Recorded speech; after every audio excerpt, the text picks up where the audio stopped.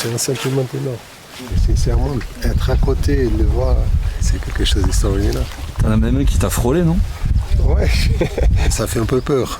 Pedro, on est où ici et qu'est-ce que tu fais? Nous sommes en Rwanda. J'ai venu ici avec Paris Saint-Germain pour visiter Rwanda, pour visiter l'académie de Paris Saint-Germain.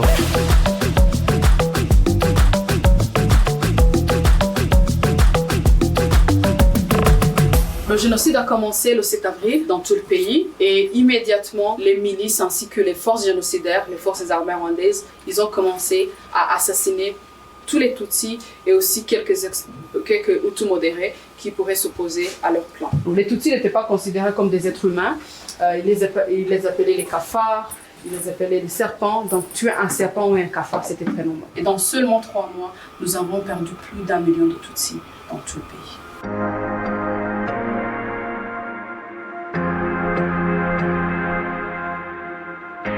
Quand tu entres et quand tu sors, tu sens quelque chose de différent dans ton corps, dans ta tête. Tu penses comme c'est possible de passer des choses dans la vie. Allez, merci beaucoup.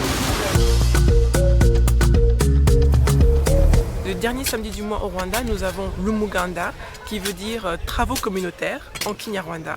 À cette occasion, les citoyens rwandais vont dans leur quartier, dans leur commune, pour soit nettoyer, soit réparer une école, soit planter des arbres, comme nous allons le faire aujourd'hui au sein du parc de Nyandungu. Et c'est ce qui maintient aussi la cohésion sociale, et donc c'est un moment important pour les citoyens rwandais. Sincèrement, ça me fait beaucoup de plaisir d'être ici, participer d'une journée tellement importante pour eux comme pays, c'est magnifique.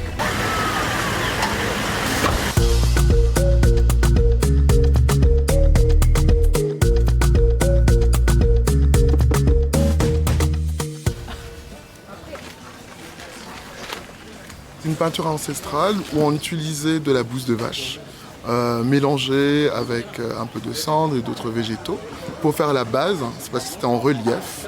Et on laissait sécher pendant 1 mois ou plus. Et après on y mettait de la peinture. Je crois que je commence à faire n'importe quoi.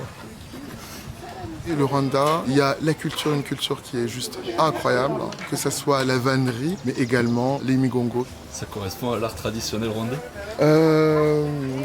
La volonté, oui. Donc, et après, la tradition évolue. Salut, peut-être. Donc vous découvrez. Oui, c'est la première fois. Ouais, le Rwanda, que je viens au Rwanda. Strasbourg a fait un bon match, c'est vrai. Mais je suis confiant qu'on va être champion ce soir.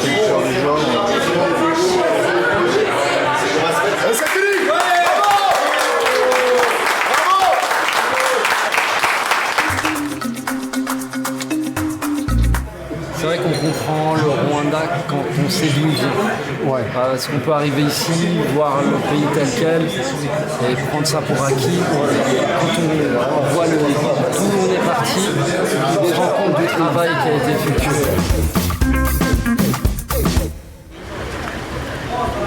Tu vas où là, Pedro? On va à l'académie de PSG. Allez, on y va. On ne peut pas arriver en retard.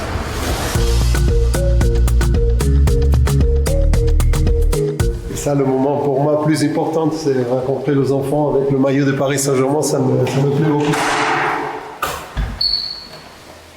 Ça rappelle des souvenirs? Ah oui, de bons souvenirs.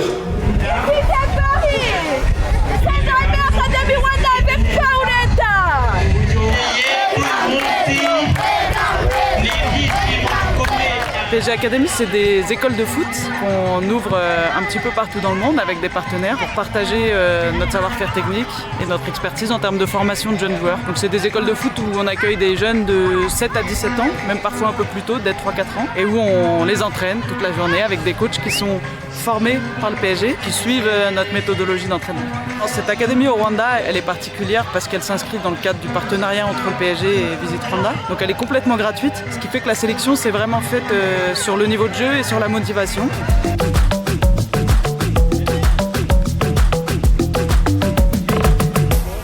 Ouais, c'était un bon niveau, c'est des enfants qui aiment le foot, qui te voient le sourire quand ils ont le ballon.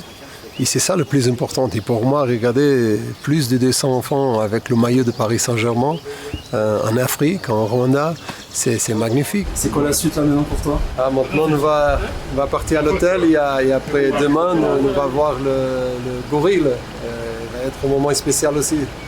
Allez, ciao.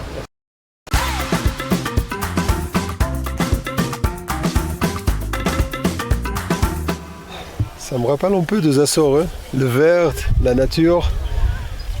C'est vrai que la montagne, c'est totalement différent. C'est haut, regarde. Mais la nature, c'est magnifique. Ça fait du bien.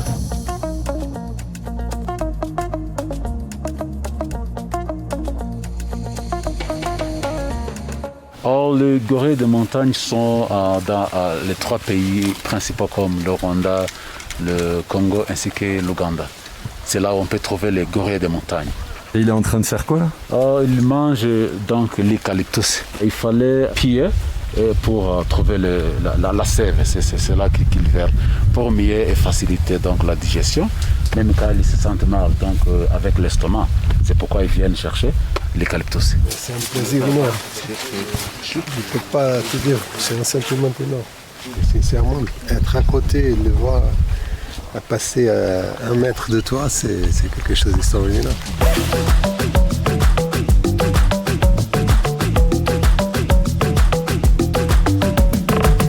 J'espère retourner en Rwanda. C'est un pays que, sincèrement, je ne m'attendais pas à tout ça que j'ai vu pendant ces 3-4 jours. Au revoir à tous. Merci beaucoup pour cette expérience magnifique. Merci.